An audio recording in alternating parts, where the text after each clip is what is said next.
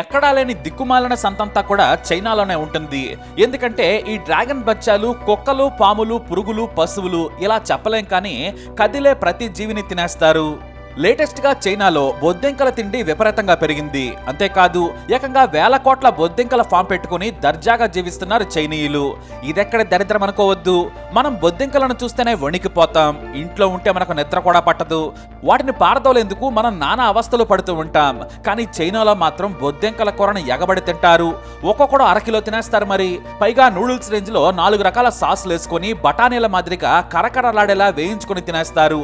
మరి ఇదొక పిచ్చి. అందుకే చైనాలో వీటి పెంపకం ఊపందుకుంది. అంతేకాదు వీటి నుంచి ఎక్స్ట్రాక్ట్ చేసిన రసాయనాలను విదేశాలకు కూడా ఎగుమతి చేస్తున్నారు వ్యాపారులు. ఇక్కడే మీకు విషయం చెప్పాలి. మన దగ్గర ఒకప్పుడు ఆయుర్వేదం ఎంత పాపులరో తెలిసిందే. మూలికల రసాల నుంచి కిచెన్ మసాలాల వరకు ఆరోగ్యం కోసం వాడాము. చైనీయులు కూడా గత 200 ఏళ్ల నుంచి బొద్దింకల నుంచి తీసిన పౌడర్లను గాయాలు మానేందుకే కాదు చర్మ సంబంధమైన జబ్బులకు కూడా వాడుతున్నారు.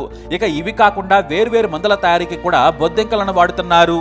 అయితే ఇన్ని బొద్దింకలను కొన్ని రెస్టారెంట్లు, పాడుబడ్డ బంగ్లాల నుంచి కూడా వీటిని కొంటూ ఉంటారు వ్యాపారులు.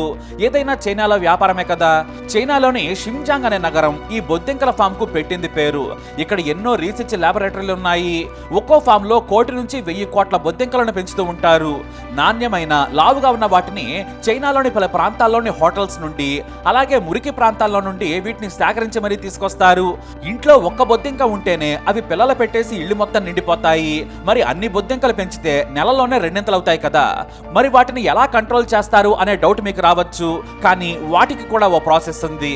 ప్రతిరోజు వాటి వయసును బట్టి 50 కోట్ల బొద్దింకలను బయటకు పంపిస్తారు. పలు కంపెనీలకు వీటిని పంపిస్తూ ఉంటారు.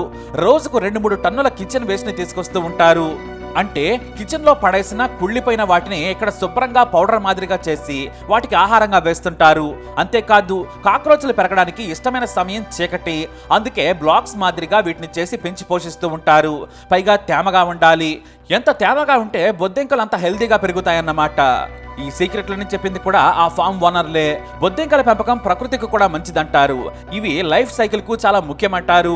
అంతేకాదు బొద్దింకలతో తయారు చేసిన ప్రోటీన్ పౌడర్ ను చేపలకు, కోళ్లకు మంచిదంటారు కూడా. అలాగే నేలలో ఆరోగ్యకరమైన బ్యాక్టీరియా పెరిగేందుకు కూడా ఇవి ఉపయోగపడుతుందని, దీన్ని ఎంకరేజ్ చేయాలని చెబుతున్నారు. అంతేకాదు పూర్వకాలంలో చైనాలో వీటిని ఎరువుగా వాడేవారు. నేలకు, పంటలకు మంచిది. ప్రకృతిలో లైఫ్ సైకిల్ కూడా బాగుంటుంది. యావత్ మానవాళికి బొద్దింకలు మేలు చేస్తాయి అంటున్నారు చైనీయులు. ఇక హోటల్స్ నుంచి, ఇతర ప్రాంతాల నుంచి వేల టన్నుల చెత్తను పారేస్తూ ఉంటారు. కానీ వీటి ద్వారా బొద్దింకలను పెంచితే 2 రకాల లాభం ఉంటుంది. చెత్త అనేది కనుమరుగవుతుంటుంది. ఇటు బొద్దింకల ద్వారా మంచి లాభం కూడా వస్తుందని చెబుతున్నారు. అయితే బొద్దింకల ఫార్మింగ్ వల్ల కూడా లాభం ఉందా అంటే బ్రహ్మాండంగా అంటున్నారు వ్యాపారులు. మీరు 10 పైసలు ఖర్చు పెడితే రూపాయి సంపాదించవచ్చు. ఎందుకంటే ఒక్క పురుగు నెలకు 2 సార్లు ఒక్కొక్కటి 30 నుంచి 40 పురుగులను ఉత్పత్తి చేస్తుంది. అలాగే ఇవి పెరగడం కూడా చాలా సులభంగా పెరుగుతాయి.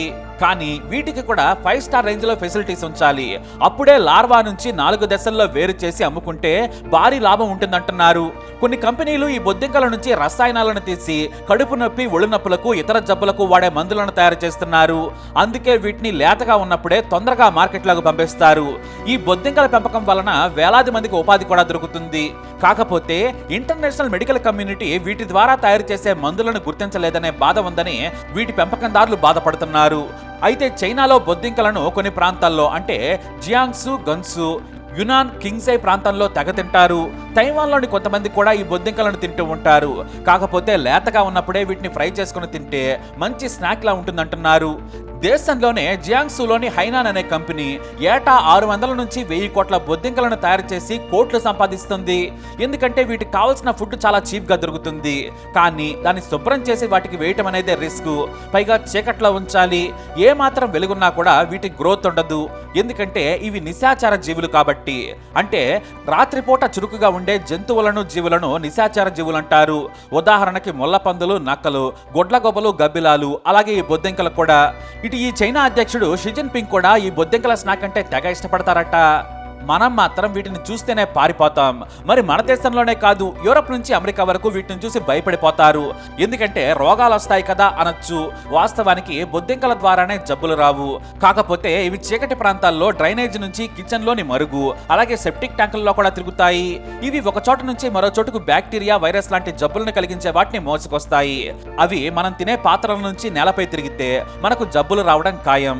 అందుకే వీటిని మనం ఎంత నిషేధిస్తే అంత మంచిది, లేదంటే మనం ఆసుపత్రి పాలవుతాం. కానీ చైనా వాళ్ళు మాత్రం ఏకంగా వాటిని ఫ్రై చేసుకుని సాస్ లో ముంచుకొని నంచుకొని తింటూ ఉంటారు. అయితే చైనీయులకు కంటికి కనిపించే కదిలే ఏ జీవైనా కూడా తినేందుకు ఆసక్తి చూపిస్తారట. అందుకే కంటికి కనిపించిన వైరస్లు తయారు చేసి ప్రపంచాన్ని చంపేస్తున్నారు.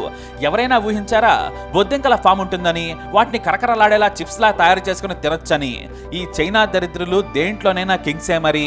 అదే మన దేశంలో బొద్దింకల ఫామ్ పెడతామనండి, అసలు నీకేం పోయే రోగం వచ్చిందిరా అని తిట్టేస్తారు. కానీ చైనా వాళ్ళు మాత్రం అంతే, అదో టైపు.